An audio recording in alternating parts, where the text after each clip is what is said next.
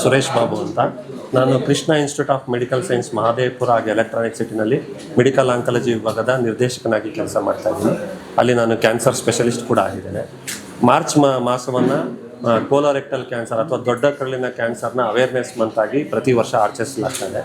ಈ ದೊಡ್ಡ ಕರುಳಿನ ಕ್ಯಾನ್ಸರು ಪ್ರಪಂಚದಲ್ಲಿ ಟಾಪ್ 5 ಕ್ಯಾನ್ಸರ್ಗಳಲ್ಲಿ ಒಂದು ಕ್ಯಾನ್ಸರ್ ಆಗಿ ನಮ್ಮ ದೇಶದಲ್ಲಿ ಕಂಡು ಬಂದಿದೆ. ವರ್ಷಕ್ಕೆ ಸುಮಾರು 70,000 ಜನ ಹೊಸ ಕೋಲೋರೆಕ್ಟಲ್ ಕ್ಯಾನ್ಸರ್ ನಮ್ಮ ದೇಶದಲ್ಲಿ ಡಯಾಗ್ನೋಸ್ ಆಗ್ತಿದೆ. ಸುಮಾರು 38,000ಕ್ಕೂ 40,000 ಜನ ಈ ಕ್ಯಾನ್ಸರ್ನಿಂದ ಈ ದೇಶದಲ್ಲಿ ಪ್ರತಿ ವರ್ಷ ಮೃತಪಡ್ತಾ ಇದ್ದಾರೆ. ಈ ಕ್ಯಾನ್ಸರ್ಗೆ ಹಲವಾರು ರೋಗ ಲಕ್ಷಣಗಳಿದೆ. ನಂಬರ್ 1 ಮೋಷನಲ್ಲಿ ಬ್ಲಡ್ ಬರ್ತಕ್ಕಂಥ ಇರ್ಬೋದು, ಆಲ್ಟರ್ಡ್ ಬವಲ್ ಹ್ಯಾಬಿಟ್ಸ್ ಆಗಿರ್ಬೋದು, ಇವೆಲ್ಲನೂ ಕ್ಯಾನ್ಸರ್ಗೆ ಸಂಬಂಧಪಟ್ಟ ರೋಗ ಲಕ್ಷಣಗಳು ಇರಬಹುದು. ಸೊ ಅದರಿಂದ ಈ ಥರ ಯಾವ್ದಾದ್ರು ಸಿಂಪ್ಟಮ್ಸ್ಗಳಿದ್ರೆ ನೀವು ಕೂಡಲೇ ಡಾಕ್ಟ್ರ್ ಹತ್ರ ಹೋಗ್ಬಿಟ್ಟು ತೋರಿಸ್ಕೊಂಡು ಟ್ರೀಟ್ಮೆಂಟ್ ತಗೋಬೇಕಾಗ್ತದೆ. ಅದಲ್ಲದೆ ಸ್ಮೋಕಿಂಗು, ಆಲ್ಕೋಹಾಲು ಇವುಗಳಿಂದ ದೂರ ಇರ್ತಕ್ಕಂಥದ್ದು, ಒಳ್ಳೆಯ ಆಹಾರ ಸೇವನೆ, ದಿವಸ ಎಕ್ಸಸೈಸು ಇವೆಲ್ಲ ಮಾಡೋದ್ರಿಂದ ಕೋಲೋರೆಕ್ಟಲ್ ಕ್ಯಾನ್ಸರ್ ಒಂದೇ ಅಲ್ಲ, ಬಹುತೇಕ ಕ್ಯಾನ್ಸರ್ಗಳಿಗೆ ಕೂಡ ನೀವು ಇದರಿಂದ ಅವೇರ್ನೆಸ್ ಕ್ರಿಯೇಟ್ ಮಾಡಿ ಪ್ರಿವೆಂಟ್ ಮಾಡ್ಬೋದು. ಮೂರನೇದೇನೆಂದರೆ ಯಾವುದೇ ರೋಗ ತೊಂದರೆಗಳು ಬಂದರೆ ನೀವು ಕೂಡಲೇ ಡಾಕ್ಟ್ರನ್ನ ತೋರಿಸಿ. ನೀವೇ ಸೆಲ್ಫ್ ಮೆಡಿಕೇಷನ್ ಮಾಡ್ಕೊಳ್ಳೋದು, ನೀವೇ ರೋಗದ ಬಗ್ಗೆ ಇಮ್ಯಾಜಿನೇಷನ್ ಮಾಡ್ಕೊಳ್ಳೋವಂಥ ಪ್ರಯತ್ನಗಳು ಬೇಡ.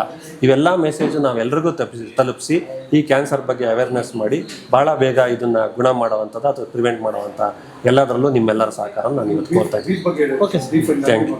ಸೊ ಊಟದ ಒಂದು ಹ್ಯಾಬಿಟ್ ಬಗ್ಗೆ ಬಂದು ರೆಡ್ ಮೀಟ್ ಅಂತ ಕರೀತಾರೆ. ರೆಡ್ ಮೀಟ್ ಅಂದರೆ ನೀವು ಬೀಫ್ ಅಥವಾ ದನದ ಮಾಂಸ ಅಥವಾ ಇದು ಪೋರ್ಕ್ನ ಜಾಸ್ತಿ ತಿನ್ನೋದ್ರಿಂದ ಕೂಡ ಕೋಲೋರೆಕ್ಟಲ್ ಕ್ಯಾನ್ಸರ್ ಬರ್ಬೋದು ಅಂತ ಕೆಲವೊಂದು ರಿಸರ್ಚ್ಗಳಲ್ಲಿ ಹೇಳಲಾಗಿದೆ. ಅದರಿಂದ ರೆಡ್ ಮೀಟ್ ತುಂಬ ತಿನ್ನೋದ್ರಿಂದ ಕೂಡ ಕ್ಯಾನ್ಸರ್ ಬರ್ಬೋದು. ಸೊ ಇವೆಲ್ಲನೂ ನೀವು ನೆನಪಲ್ಲಿ ಇಟ್ಕೊಂಡು ಆಹಾರ ಪದ್ಧತಿಗಳಲ್ಲಿ ಬದಲಾವಣೆ ಮಾಡ್ಕೊಳ್ಳೋದ್ರಿಂದ ಈ ಕ್ಯಾನ್ಸರ್ನ ತಡೆಗಟ್ಟಬಹುದು. ಎಲ್ರಿಗೂ ಧನ್ಯವಾದ.